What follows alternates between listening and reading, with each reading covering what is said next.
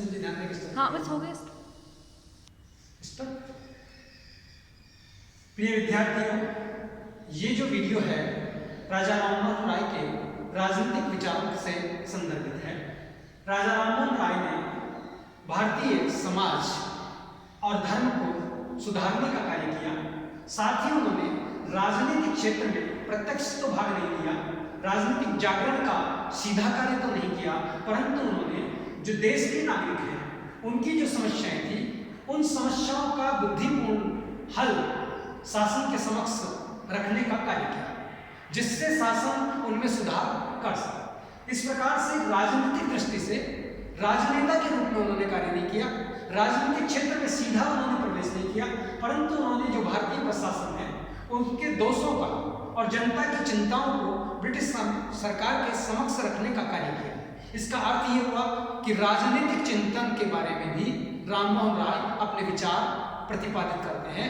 ऐसा नहीं है कि उनका जो चिंतन है केवल सामाजिक और धार्मिक चिंतन ही है, वो राजनीतिक चिंतन पर भी अपने विचार प्रतिपादित करते हैं। और जैसे ही राजनीति की जब हम बात करते हैं तो राजनीति के क्षेत्र में तीन महत्वपूर्ण तत्व होते हैं: व्यक्ति की स्वतंत्रता, राष्ट्र की स्वतंत्रता, दूसरी ओर अगर देखें तो प्रशासनिक व्यवस्था, न्यायिक व्यवस्था। ये चार जो पोर्टफोलियो हैं ये राजनीति के क्षेत्र में नागरिकों के अधिकार, ये राजनीतिक विचार कहलाते हैं। तो व्यक्ति की स्वतंत्रता अर्थात राजा राममोहन राय के स्वतंत्रता संबंधी विचारों के बारे में हम जानना चाहेंगे तो ये बात सामने आती है कि राजा राममोहन राय व्यक्ति की स्वतंत्रता में विश्वास रखते हैं और जो व्यक्ति के प्राकृतिक अधिकार हैं, प्राकृतिक अधिकारों में विश्वास नहीं करते, पर प्राकृतिक अधिकारों की जो पवित्रता है कि प्राकृतिक अधिकार समानता की बात करता है, प्राकृतिक अधिकार व्यक्ति के निर्माण की बात करता है, प्राकृतिक अधिकार जो है व्यक्ति के मूल्यों को निर्मित करने की बात करता है, प्राकृतिक अधिकार व्यक्ति की गरिमा का निर्माण की बात करता है। ऐसी जो उनकी पवित्रता है, समानता की पवित्रता, स्वतंत्रता की पवित्रता, इसमें विश्वास करते हैं। और मानवीय जो गरिमा है कि हर परिस्थिति में मानव की गरिमा सुरक्षित रहे, उसका पक्ष पोषण हो और उसी के साथ जो मूल्य हैं वे मूल्य विकसित हो, इस पर उनकी महत्वपूर्ण टिप्पणियां रही है। और एक राजनीतिक विचार के रूप में एक मानवीय गरिमा उनका एक महत्वपूर्ण तत्व दिखाई देता है। स्वतंत्रता के अवसरों की प्राप्ति व्यक्ति को हमेशा प्राप्त होती रहनी चाहिए और उस अवसरों में भी न्याय और राजनीतिक अर्थात व्यक्ति को वोट देने का अधिकार, व्यक्ति को स्वतंत्र चिंतन का अधिकार, व्यक्ति को लेखन का अधिकार, व्यक्ति को प्रचार और प्रसार का अधिकार, ये राजनीतिक विचार व्यक्ति के लिए एक वरदान साबित हो सकते हैं जो शासन और जनता के मध्य एक समन्वय की कड़ी का कार्य भी करते हैं। व्यक्ति और राज्य एक दूसरे के विरोधी नहीं है। राममोहन राय का विचार है कि राज्य और व्यक्ति एक दूसरे के विरोधी नहीं है, बल्कि एक दूसरे के पूरक हैं।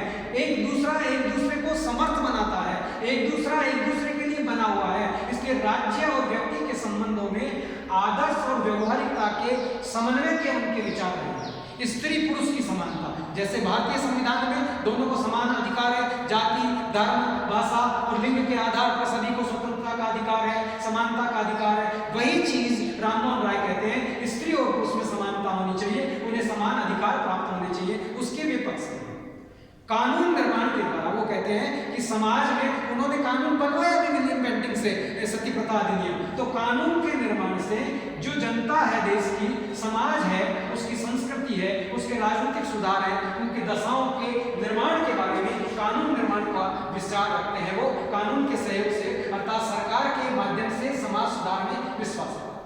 प्रेस की स्वतंत्रता, अब देखिए स्वतंत्रता के विचारों में प्रेस की स्वतंत्रता की वो समर्थक है, क्योंकि वो दो अखबार चलाते हैं, फारसी में और अंग्रेजी में, और अखबार ही नहीं चलाते, वो ये कहते हैं कि प्रेस जो है वो अति आवश्यक है जनता के विचारों की अभिव्यक्ति के लिए, सरकार को सही सुझाव देने के लिए, जनता और सरकार के मध्य एक सेतु और कड़ी के रूप में कार्य करते हैं, नागरिकों की शिकायतें सरकार तक पहुंचाते हैं, नागरिकों की आवश्यकताएं सरकार को बताते हैं, सरकार उनमें सुधार करती है तो सरकार एक स्थायी सरकार बन सकती है, जनहितैषी सरकार बन सकती है और वह सरकार जन कल्याणकारी सरकार कहलाएगी। इस एक प्रकार से अखबार जनता को ऐसे अवसर प्रदान करता है जिन अवसरों के माध्यम से सरकार श्रेष्ठ कार्य करके जनता में अपनी वैधता को स्थायी रूप से प्राप्त कर सकती है। उन्होंने प्रेस की स्वतंत्रता के लिए तो ब्रिटिश सर्वोच्च न्यायालय में मुकदमा तक दायर किया और मुकदमा ही दायर नहीं किया 1823 में, उन्होंने उस मुकदमे के पश्चात भी उन्होंने सम्राट के समक्ष अपील की और अपनी दलीलें स्वयं में देने का कार्य किया और ये प्रमाणित किया कि अखबार कभी भी शासन के विरोधी नहीं, शासन के समर्थक होते हैं।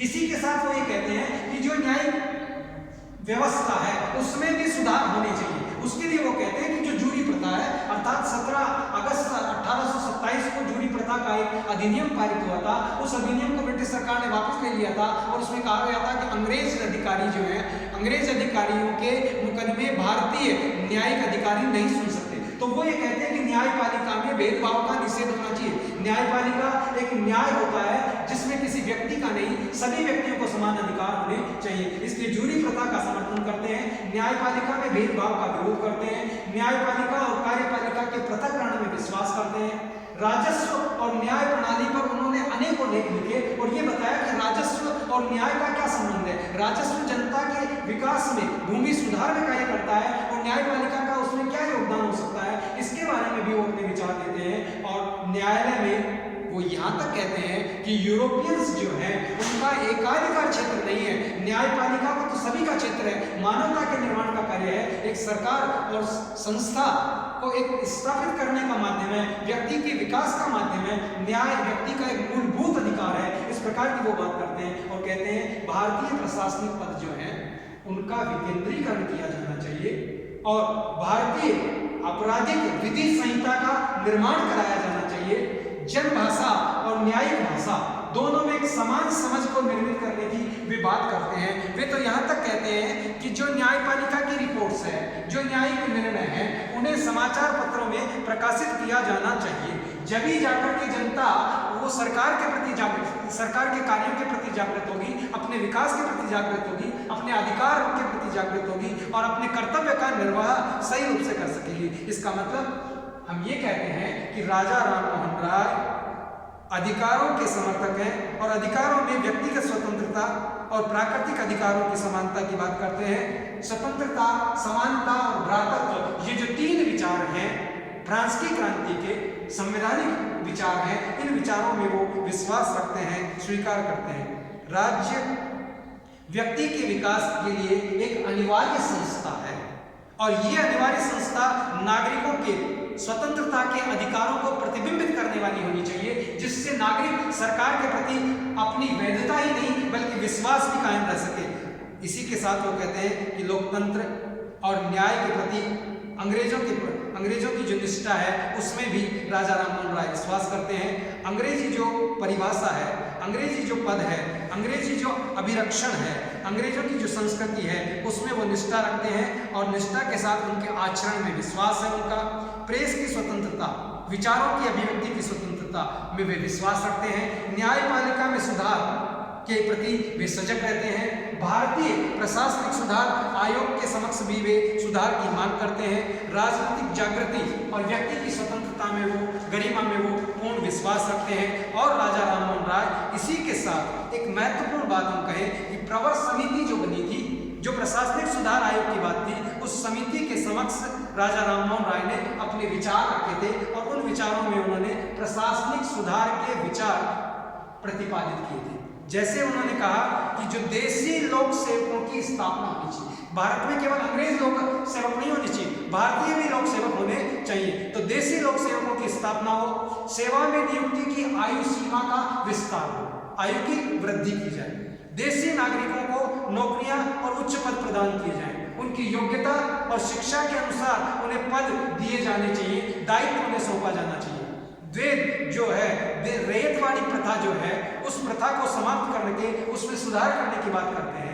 स्थायी भूमि का प्रतिबंध करने की बात राममोहन राय ने की है। श्रेष्ठ कानूनों के निर्माण की राममोहन राय बात करते हैं। इसी के साथ राजनीतिक एवं कानून के माध्यम से समाज सुधार में विश्वास करते हैं। इस प्रकार हम कह सकते हैं कि राजा राममोहन राय भारत में राजनीतिक विचार प्रतिपादित करते हैं और राष्ट्रीय स्वतंत्रता का भी, जब फ्रांस को स्वतंत्रता प्राप्त होती है, फ्रांस की क्रांति होती है, तो वो एक पार्टी लेते हैं, उससे प्रतिबिंबित होता है कि वो राष्ट्रीय स्वतंत्रता के समर्थक हैं। ये बात अलग है कि तत्कालीन समय में वो ब्रिटिश सरकार को भारत के लिए एक वरदान मानते हैं। ब्रिटिश सरकार भारत के लिए उत्थान करने का कार्य करती है, ब्रिटिश लोगों में विश्वास करते हैं। उदारवादी राजनीतिक विचार और चिंतन का उनका श्रेष्ठ कार्य रहा है। धन्यवाद।